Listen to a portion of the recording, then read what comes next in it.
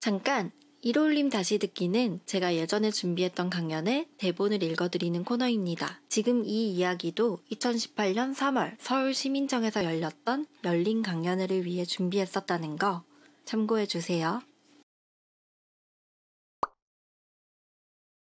여러분 안녕하세요. 오늘의 나에게 가장 와닿는 이야기가 타인에게도 진심 어린 울림을 줄 거라 믿는 오늘의 울림을 전하는 강연가 이로운입니다. 여러분은 인간관계란 네모다 라는 문장에 어떤 대답을 채우시겠어요? 제가 이 강연을 시작하기 전에 관객분들께 먼저 질문을 드려봤는데요. 총 140개의 단어가 나왔습니다. 오늘 이 강연, 저의 이야기도 바로 이 문장에서부터 풀어나가려 하는데요. 그 전에 다른 분들께서 대답해 주신 것들을 한번 살펴볼게요. 이렇게 서로 다른 단어들 사이에서 두 가지 특징을 발견했어요. 첫 번째는 긍정보단 부정이 많았다는 겁니다. 처음엔 벤 다이어그램 있잖아요. 긍정, 부정, 중간으로 집합을 만들어서 이미지를 가지고 설명을 해보려 했거든요. 그런데 막상 100개가 넘는 단어들을 모아놓고 보니 관계에 대해 긍정적으로 표현하는 말보다는 부정적으로 표현하는 말이 더 많았습니다. 그리고 두 번째는 부정보다도 훨씬 많은 게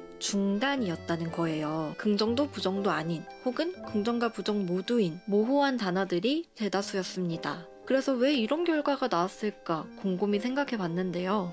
우리가 그만큼 인간관계에 많이 신경 쓰고 신경 쓰는 만큼 스트레스도 많이 받고 그 스트레스에 시달리다 보니 이제는 뭐가 뭔지도 모를 지경까지 온 게 아닐까 싶어서 왠지 짠한 마음이 들었습니다. 다들 인간관계 때문에 많이 힘드시죠? 여러분의 그 마음 저도 알아요. 그런데 그 중에서 특히 저한테 인상 깊었던 답변이 하나 있어서 여러분과도 공유를 해보려 해요. 잘 들어보세요. 인간관계란 손톱과 같다. 매일 얼마나 자랐는지 의식할 필요는 없지만 계속 조금씩 변해서 관리가 필요한 것. 나를 이루는 일부이면서 나라는 사람이 사는데 반드시 필요한 부분 중에 하나. 어떠한 순간이 되면 잘라내기도 하고 잘라낸 순간부터는 더 이상 나의 몸이 아닌 버려야 할 것이 되기도 하는 것. 내 몸이었을 때는 필요한 것, 소중한 것, 아프기 싫은 것, 예쁘고 싶은 것. 그러나 내 몸이 아닐 때는 그저 되돌아보지 않는 것. 저는 손톱이 긴 걸 못 참아서 늘 바짝 깎다가 피를 보곤 하는데요. 손톱에 대한 애증이 있어서 그런지 기억에 되게 오래 남는 비유였어요. 이 비유를 적어주신 관객분으로부터 다른 이야기를 더 들어보고 싶은데 지금은 좀 부끄러울 수도 있고 상황이 여의치 않으니 작은 박수와 함께 감사의 인사 전하겠습니다. 그나저나 지금 소개하지 못한 다른 비유들도 어쩜 그렇게 다들 찰떡 같은지 모두 관객분들 저마다의 경험과 의미가 담겨 있다는 게 느껴졌어요. 제가 아니라 여러분 한 분 한 분을 이 자리에 모셔야 하는 거 아닌가 싶을 정도였습니다. 여러분 많이 배웠습니다. 그런데 상황이 이렇다 보니 강연자인 저는 왠지 특이한 대답을 해야 될 것 같더라고요. 그래서 방향은 다 정해놨는데 그 한 단어를 골라 마무리하는 게 안 돼서 강연의 직전까지 고민을 했어요. 사랑과 자유와 평화처럼 여러 가지를 짬뽕해볼까? 손톱 밑에 각질처럼 교묘하게 바꿔볼까? 아니면 꿈보다 해몽이라고 쉽지만 결코 쉽지 않고 알고 있지만 전부를 알 수는 없는 것처럼 의미심장한 말을 던져야 하나? 근데 아무리 고민한다 한들 결국은 멋있는 비유보단 가장 저다운 단어로 연결이 되더라고요. 그렇게 긴 고민 끝에 문장을 완성시켰으니 저도 여러분처럼 제 나름의 대답을 하면서 이야기를 꺼내보겠습니다. 인간관계란 화산지이다. 저는 초등학교 1학년 때부터 중학교 3학년 때까지 한자를 배웠어요. 엄마 손에 끌려가서 울고불고 난리 피우다가 억지로 시작한 거였는데요. 일주일만 해보자 란 말에 홀랑 넘어갔습니다. 근데 그 일주일이 점점 길어지더니 나중엔 이제 그만두자는 엄마의 말에도 고집 피우며 다닐 정도로 한자를 좋아하게 됐어요. 제가 사용하는 말의 뜻을 온전히 이해할 수 있게 되는 그 과정이 참 재밌더라고요. 수학 공부를 할 때도 미분이 왜 미분인지를 따져서 이해할 정도였으니까요. 점점 여러분과 마음의 거리가 멀어지는 느낌이네요. 좀 이상한 사람처럼 느껴지나요? 그런 소리 많이 들었습니다. 그래도 아마 제 또래분들께 한자 학원 자체는 익숙하실 거예요. 그때 한자를 배우는 게 유행이었잖아요. 그리고 한자학원을 다녀보신 분들이라면 서예, 그러니까 붓글씨도 익숙하실 것 같습니다. 한자학원에서 서예를 같이 가르쳐주는 경우가 많았거든요. 저도 마찬가지였는데요. 우연찮게도 제가 다녔던 학원의 원장 선생님께서 지역문화재 현판을 직접 쓰실 정도로 이름난 서예 가셨어요. 덕분에 한자 공부를 했던 10년 동안 저는 좋은 스승님 밑에서 붓글씨도 함께 배울 수 있었죠. 그래서 명필은 아니지만 한자 써왔기에 이 자리에 올려보려 했으나 여러분께는 검은 화면밖에 안 보이시겠죠? 착한 사람 눈에만 보이는 그런 거 아니고요. 실제로도 아무것도 없는 화선지를 들었습니다. 서예를 배운 기간도 10년이지만 붓을 놓은 지도 거의 10년이 됐어요. 그래도 여러분께 직접 보여드리고 싶은 마음에 서예 세트도 장만하고 화선지를 무려 30장이나 준비해놓고 열심히 써보았는데요. 아무래도 오랜만에 써서 그런지 성에 차는 게 한 장도 안 나오더라고요. 네, 실패했습니다. 그래서 어떤 한자인지만 소개를 해드리려고 하는데요. 관계할관의 얼글개, 관계라는 단어는 그 두 가지 한자로 이루어져 있어요. 제 인간관계를 하나씩 짚다 보니 아무래도 10년간 배웠던 한자, 그 한자를 가르쳐 주셨던 선생님이 자연스럽게 떠오르더라고요. 그리고 인간관계가 글자 모양에서부터 느껴지는 것처럼 복잡하다는 생각이 들었습니다. 그러다 보니 또 한편으론 관계라는 게 오랜 시간 익숙했던 화선지와 닮았다 싶더라고요. 닿으면 물든다, 번지거나 찢어지기 쉽다, 마른 후에도 관리가 필요하다, 이 세 가지 이유 때문이었습니다. 하나씩 얘기해보자면 우선 화선지는 닿으면 물듭니다. 물든다는 건 곧 흔적이 남는다는 의미이기도 하죠. 새까만 먹물이 그런 것은 물론이고 물이라고 하더라도 닿으면 종이가 울면서 물자국이 남아요. 인간관계도 마찬가지입니다. 한번 맺은 관계는 그 깊이와 색깔이 어떠하든 나를 물들이고 그 흔적을 남기는 것 같아요. 저의 경우 주변 사람들의 말 잘한다? 똑부러진다 라는 말에 힘입어 이로울림을 시작할 수 있었고 몇 번의 연애를 거치면서 제 자신을 더 알게 되었고 향기 있는 삶을 살자 라는 엄마의 좌우명을 들은 후로는 저도 똑같이 그 문구를 좌우명으로 삼고 있습니다. 어디 그것뿐일까요? 타인에게 영향을 받는다는 건 생각보다 사소하고 별거 아닌 것일 수도 있습니다. 제가 어릴 때 고향인 강원도 삼척에는 돈가스 집이 패밀리 레스토랑 같은 경양식 집이나 분식집밖에 없었어요. 근데 초등학교 때 전학 온 친구 따라 옆 동네로 넘어갔다가 일식 돈가스를 처음 먹어봤습니다. 그 맛이 얼마나 충격적이던지 저는 지금까지도 일식 돈가스를 좋아하고 있어요. 오죽하면 대학교 다닐 땐 3년 내내 돈가스 집에서 알바를 했습니다. 밥 먹는 시간마다 행복해서요. 아, 그리고 제 목소리는요.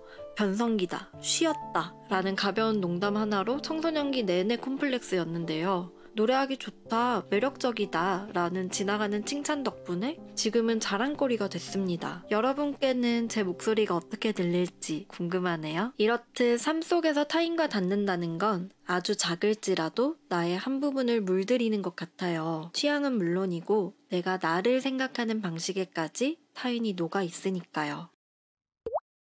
그런데 여러분 아세요? 화선지는 정말 잘 번지고 또 잘 찢어져요. 세심히 물들이지 않으면 번지기 일쑤고 물든 부분이 채 마르기 전에 만지거나 덧대면 어느새 찢어지기도 합니다. 매니큐어를 바를 때나 프라모델을 도색할 때처럼 모든 색칠 과정이 비슷한 것 같아요. 저의 경우 서예를 배울 때 그런 실수를 많이 했습니다. 매일 한자 공부가 끝나면 붓글씨를 한 장씩 써서 검사를 받아야 했는데요. 잘 쓴다고 썼는데도 원장 선생님께서 미리 써놓으신 글자를 옆에 두고 보면 마음에 안 드는 게 한두 가지가 아닌 거예요. 근데 검사는 받아야겠고 새로 한 장 더 쓸 자신도 없으니 부족한 부분을 조금씩 고치고 덧대고 했죠. 하지만 대부분 처음 썼던 글자보다 더 못나지거나 찢어져 버려서 결국은 더 오랜 시간을 들여 다시 써야 했습니다. 그래서 선생님께서 저한테 가장 많이 하셨던 말씀이 천천히 쓰라는 거였어요. 인간관계에서도 그런 일이 참 많았던 것 같습니다. 특히 폭풍을 몰고 다니던 학창시절에는 친구와 싸웠다 하면 영끈찮은 선언부터 한다거나 첫사랑의 마음을 확인하고 싶어서 못된 말들을 던지며 홧김에 헤어지자 한다거나 누가 뒤에서 제 욕을 했던 소리가 들리면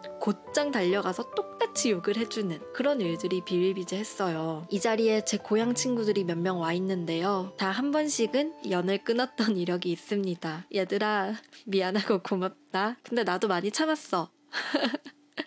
농담입니다. 그래도 어찌 잘 넘어가서 이렇게 남아있는 인연들은 다행이지만 이렇게 극단적인 행동 때문에 작은 오해나 서운함이 증오로 변하기도 하고요. 결국은 가까웠던 사이를 완전한 남남으로, 아니 남보다 더한 원수로 만들기도 했습니다. 시간이 꽤 흐르고 가까웠던 사람들의 빈자리가 그리워지고 주위에 적이 너무 많아졌다는 것에 회의감이 들더라고요. 그러나 이미 틀어진 관계를 되돌리기란 쉽지 않았어요. 설령 그 사람과 다시 관계를 쌓아간다 한들 처음 관계를 맺었을 때보다 훨씬 더 오랜 시간이 걸렸죠. 꼭 저의 조급함 때문이 아니더라도 한 번씩은 일방적이라고 느껴질 만큼 상처만 남기고 가는 관계도 있었습니다. 제가 그 사람과의 사이를 소중하게 여기고 노력하는 만큼 상대도 비슷하게 느끼고 노력해줄 거라 믿곤 했거든요. 근데 알고 보니 저를 이용해 자신의 이익을 취하고 있었다든가 제 아픔을 위로 삼아 자신의 존재 가치를 높이고 있었다든가 혹은 이건 정말 잔인하지만 제가 모르는 곳에서 저를 나쁘고 우스운 사람으로 만들고 있었다든가 흔히 뒤통수 친다라고 말하죠. 그동안의 감정과 추억을 하찮게 만들어버리고 타인에 대한 신뢰를 와장창 무너뜨리는 그런 관계도 정말 있더라고요. 그런데 저는 어찌어찌 관계를 맺을 줄만 알았지 그 관계를 잘 풀어나가는 방법은 전혀 몰랐습니다. 더욱이 불쑥 먹물을 튀기며 절 아프게 하는 사람들은 도대체 어떻게 대해야 할지 감도 안 오더라고요. 그래서 망가진 관계를 가만히 쳐다만 보거나 냅다 도망쳐버리는 게 최선이었어요. 나로 인해 망쳐진 관계는 내가 그런 거니까 당연히 내 잘못. 남에 의해 망쳐진 관계도 바보같이 모르고 당한 내 잘못. 같이 관계를 꾸려나가던 사람은 이미 사라지고 혼자 덩그러니 남아있으니 그냥 이 관계는 끝났구나 라고만 생각했죠. 그래서 내 관계는 항상 왜 이럴까? 나는 왜 좋은 관계를 맺지 못하고 망치기만 할까? 나라는 사람 자체가 문제인 건 아닐까? 하면서 끝도 없이 제 자신을 채찍질하고 갉아먹었습니다. 새로운 관계, 새로운 글자를 써내려가기보다는 번지거나 찢어진 그 자리에 멈춰서 자꾸만 덧칠하고 억지로 붙여내려 했던 거예요. 그런데 이렇게 소용돌이와도 같았던 저의 관계에도 전환점이 생겼습니다. 그건 세 번째 이야기에서 이어가 볼게요.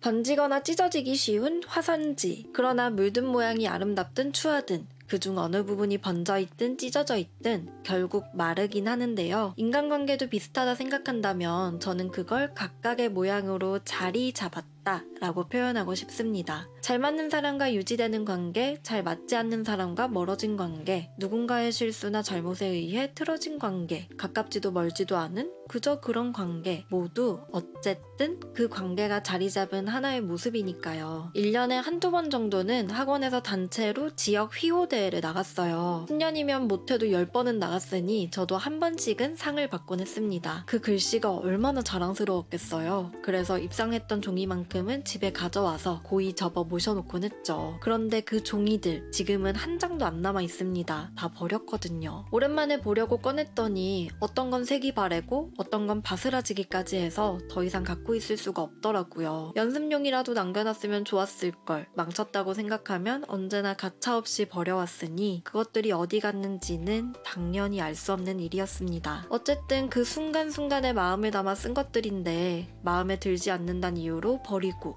관리도 제대로 못할 거면서 갖고만 있다가 결국은 잃어버린 거죠. 인간관계에선 어땠나 생각해보면요. 분명 저에겐 별 의미 없든 소중하든 저를 망쳤든 성장시켰든 모든 관계가 지금의 저에게 물들어 있다는 건 알고 있었어요. 그러니 오랜 시간 고민하고 힘들어했던 거겠죠? 하지만 저는 어떤 관계가 이미 자리 잡혔다고 생각하면 그때부턴 손을 떼버리곤 했습니다. 안정적인 관계는 처음 좋았던 모습을 망치기 싫으니 언제나 그대로일 거라 기대만 하며 변화를 피하는 것. 불안정한 관계는 다시 끄집어내고 상처받기 싫으니 일단 덮어두었다가 시간이 지나면 돌아보지도 않고 버리는 것. 그게 제가 관계를 대하는 방식이었어요. 그동안 제가 생각하는 관계는 나의 것인 동시에 타인의 것이기도 했습니다. 관계라는 단어의 뜻처럼 얽혀있으려면 반드시 누군가가 필요하니까요. 그래서 그 누군가가 자신의 자리를 지키고 있거나 떠나가 버리면 제가 할 일은 더 이상 없다고 여긴 것 같아요. 하지만 생각해보니 저에게 가장 의미 없었던 관계는 제가 별다른 노력을 하지 않았던 관계였고 저를 가장 망친 관계는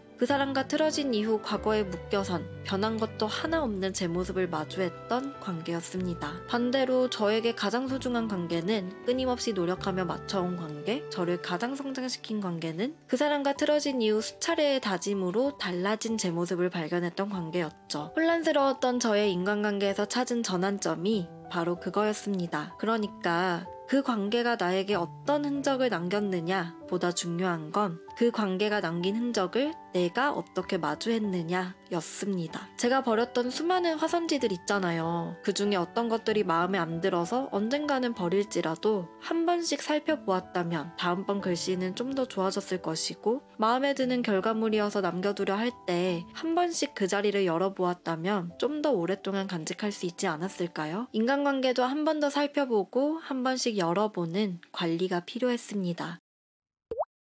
이제 서예에 대한 마지막 기억을 꺼낼 차례네요. 미술학원을 다니면 한참의 선 긋기, 직육면체 그리기면 반복하듯이 서예도 보통 처음 한 달 정도는 점과 선을 연습하고 그 시간이 지나고부턴 한자를 쓰는 단계를 거쳤어요. 그런데 특이한 건 원장 선생님께서 2, 3년에 한 번씩은 꼭 점과 선 연습을 다시 시키셨다는 겁니다. 배운 지 몇 년이나 됐는데 잘하고 있는데 왜 다시 점선을 연습해야 하는 건지 의문이었어요. 그래서 한 번씩 처음으로 돌아가 기본부터 다시 해야 한다는 원장 선생님의 말씀에 못해서 되돌아가는 건가 싶어 서운한 마음이 들었던 것 같습니다. 그렇다고 다시 연습하는 만큼 눈에 띄게 실력이 좋아진다거나 서예에 관련된 무언가를 깨우치게 되는 그런 일도 없었으니까요. 근데 그 연습을 거치면 분명히 달라지는 건 있었습니다. 마음을 더 쏟게 된다고나 할까요? 한 글자를 쓰더라도 그 글자를 구성하는 점 하나, 선 하나에 집중하게 됐어요. 다 쓴 후에도 원래는 글자의 전체적인 느낌만으로 잘 썼다 못 썼다를 평가했었는데 그렇게 연습을 거치고 나면 각 글자마다 써내려간 과정을 짚어보게 되더라고요. 이번 강연을 준비하면서 신기하게도 그 기억이 번뜩 떠올랐는데요. 그때는 잘 몰랐지만 그 연습은 아마 내가 쓰는 글자를 온전히 알아야 한다라는 가르침은 아니었을까 싶더라고요. 내가 찍는 점, 내가 긋는 선이 어떻게 시작해서 어떻게 끝나는지 말이에요. 제가 저의 관계를 살펴보고 열어보면서 배운 것도 그와 비슷했습니다. 이미 틀어진 관계라면 내가 어떤 부분에서 서툴고 이기적이었는지,